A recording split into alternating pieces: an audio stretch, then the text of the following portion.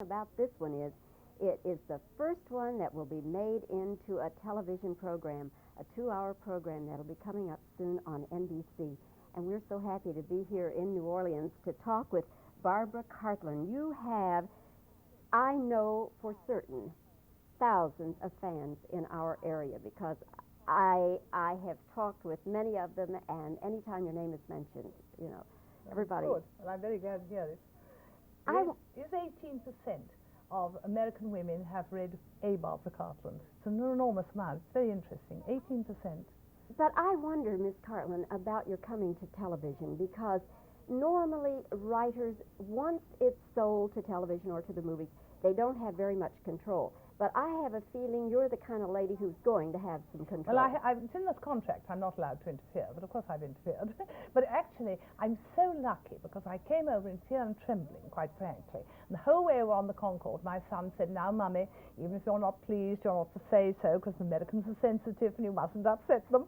And, it's marvelous. Ed Friendly's done the most wonderful job. There's nothing wrong. And you see, I'm a historian, so I was so frightened all the historical bits would be wrong, and the bed would be wrong, the things around the furniture would be wrong, the clothes would be wrong. They're all right.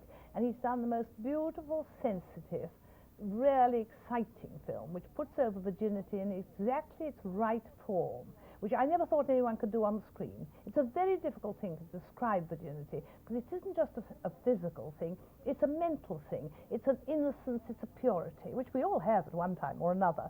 And it's so beautiful if it's properly sort of shown at the time when people fall in love for the first time. And it's so beautifully done on this. My son and I cried at the end. We cried at the end of the show, because it's absolutely beautiful, and I never thought it would come over on the screen. It has. And only Ed Friendly could have done it. Miss Cartland, in this day and time, there are many people who turn up their noses at virginity. They say, "Oh, my dear," But obviously, your publishers have allowed you to write your way. But they didn't allow. They tried to stop me, and I said, "I'm going to write this way, I'll go away," And therefore, when the pornographic age began to fade and romance came in, I was the only author in the world who had pure romance. Or as Jean Rook, who's one of our great columnists in England, put it, I was the only author who had 150 virgins lying about. And so they had to have me. And America didn't want me, but they had to have me because I was the only person who wrote about spiritual and physical love together. And you see, you say people laugh. It's only the Western Hemisphere. In the East, every man wants a virgin bride, so they all understand. President Sadat, who's one of my readers, and all through the East, they understand exactly what I'm talking about. I believe in purity, particularly for young women. What people do when they're older is not my business, but what we've got in England, and I think in America, you've got a lot of very young girls being pressured into not being virgins when they're much too young to know what they're doing, and that is wicked. That's wrong. So I'm really having a campaign, a crusade against this awful pressuring of very young people into thinking it's right and everybody does it to go to bed. You see, it's not right, and therefore I believe that first love, the awakening of a young girl, is a very beautiful, moving thing, and it's just as much spiritual afterwards in every religion, isn't it? Every religion has always had a virgin birth in it, which is part of the mystique of purity. And that is what I've been trying to put over in my books. I didn't think it would ever come over on the film, but it has. And that's what's very, very exciting. This is making history. Who are some of the famous people who are fans of your books, Miss Cartland? Well, as I say, when I was on a book program in England the other day, he said, in a very snitchy way, because they're much more snitchy than you are in England, he said, "Anybody intellectual read your books?" And I said, "Well, President Sadat and Indira Gandhi, if you call them intellectual." Which I thought was the perfect answer. There's no more to say after that. We went on to another subject. What about the Queen? Do you know whether she's ever... If she did, but we shouldn't be allowed to say.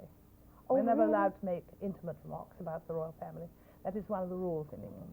Oh, it would be just totally improper? Totally improper, yeah. Ah. What about people like Lady Churchill or... Well, Lady Churchill, before she died, always read my books, and it kept her happy. And just 2 weeks before she died, I had a letter. It was typed by that time. She was very old and very, very, very, very ill. but she signed it herself, Clementina Churchill, saying how much she'd adored my last book. And the one thing that kept her happy when she was getting old was her secretary used to read them. And I agree, because when people are ill, my books are very consoling, because you know they're going to end happily. You know everything's going to come right. And they're not frightful suspense. You know, I think when you're old, tension, suspense is rather too much for you, you see. And when I had a very bad operation, I went into hospital, and I'd taken a lot of books for the night nurses, but I was very, very ill. My sons had sent me all the history books I liked. I lay in bed and read myself, and it was wonderful. I got really well very quickly. I went to sleep thinking I was in the Duke's arms, so what could be better? Miss Cartland, you are a 21-carat delight. I have just been really thrilled to have this visit with you. Thank you so much. My best love to Dallas. Thank you very much. Goodbye. Super interview, just super. One.